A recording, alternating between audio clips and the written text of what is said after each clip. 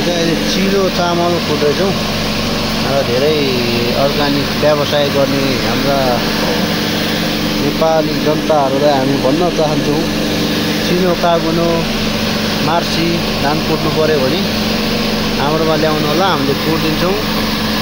यतिको बन्छ है, कोही दाना पर्छ र चामल यसरी आउँछ। यता पनि चामलै हो, यसलाई पनि निकाल्नु पर्ने हुन्छ।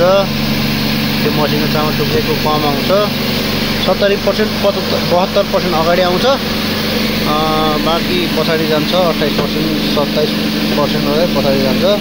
फेरि निकाल्नु पर्ने हुन्छ। फेरि कुटिन्छौँ हाम्रो।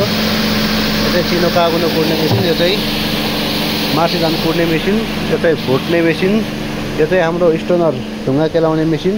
यो चाहिँ ढुङ्गाहरू छुट्टै पछाडि फाल्छ, चामल अगाडि फाल्छ। यो हो हाम्रो छुट्टै दाल पिस्ने मेसिन। यो हो हाम्रो फापरको होइन कोदोको मकैको जौको पिठो पिस्ने मेसिन। यो हो फापरको पिठो मात्रै पिस्ने मेसिन, त्यतिखेर मिठे। यो हो फल्ने मात्रै मेसिन।